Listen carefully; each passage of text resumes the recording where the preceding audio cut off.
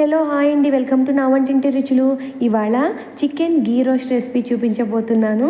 చూద్దామా అది ఎలా చేయాలో, దానికి ఏమేమి ఇంగ్రీడియంట్స్ కావాలో, అలాగే మన వంటింట్లో ఉండే ఇంగ్రీడియంట్స్తో ఎలా చేయాలో చూసేద్దామా. రండి ఇప్పుడు రెసిపీలోకి వెళ్ళిపోదాం.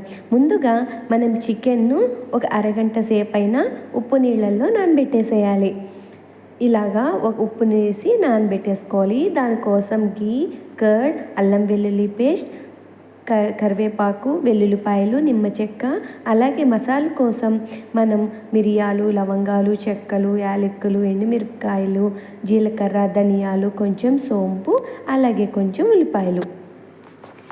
ముందే మనం నానబెట్టుకున్నాం కదండి. చికెన్ తీసుకుని ఒక బాండీలో వేసేసుకుందాము. గట్టిగా వాటర్ని పిండుకుని వేసుకోండి. అలాగే మ్యారినేట్ కోసం మనం మసాలా తీసుకున్నాం కదా, అల్లం వెల్లుల్లి పేస్ట్, పెరుగు, కొంచెం పసుపు, ఒక నిమ్మ చెక్క పిండేసుకోండి. ఇది ఇప్పుడు ఏదైతే తీసుకున్నామో మనం దాన్ని బాగా కలిపి ఒక గంట సేపు అయితే బయట ఉంచుకోవాలి. హాఫ్ అన్ అవర్ అయితే ఫ్రిడ్జ్లో పెట్టేసుకోండి. అంటే మీకు రెసిపీ ఏ టైంకి ప్రిపేర్ అవ్వాలో దాన్ని బట్టి అడ్జస్ట్ చేసేసుకోండి. ఇప్పుడు మసాలాలని మనం లో ఫ్లేమ్లో ఉంచుకుని బాగా మనం డ్రై రోస్ట్ చేసేసుకుందాం.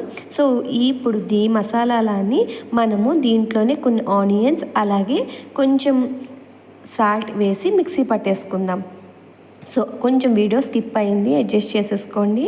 సో ఇప్పుడు మనం బాండీ పెట్టి కొంచెం గీ వేసి వెల్లుల్లిపాయలు, కరివేపాకు, ఎండుమిరపకాయలు, అలాగే కొంచెం చిల్లీస్ వేసేసుకుని కొంచెం ఫ్రై చేసుకోండి. మీరు గీ ప్లేస్లో ఆయిల్ కూడా యూస్ చేసుకోవచ్చండి, కానీ మనకి టేస్ట్ అయితే రాదు. సో ఇలా ఫ్రై చేసేసుకున్నాక మ్యారినేట్ చేసిన చికెన్ని దీంట్లో ట్రాన్స్ఫర్ చేసేసుకుందాం. ఇలా వేసుకున్నాక బాగా కలిపేసుకోండి. మీకు ఇంకొక చెప్తున్నాను, వాటర్ ఏం పోసుకోకండి. డ్రై రోస్ట్ అంటే మనము దీంట్లో ఉన్న వాటర్తోనే మనము కుక్ చేసుకోవాలి తప్పించి ఒక వాటర్ అనేవి కొంచెం కూడా తీసుకోకూడదు. సో చూసారు, ఇలా ఉన్న టైంలో మనము లిడ్ క్లోజ్ చేసేసుకుని కాసేపు ఉంచుకోవాలండి.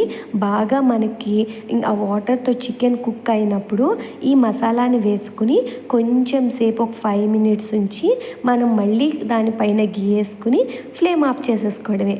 చూసారా, ఈ గుమగుమలకి నా కెమెరా కూడా బ్లర్ అయిపోయింది. అంత టేస్టీగా ఉందండి.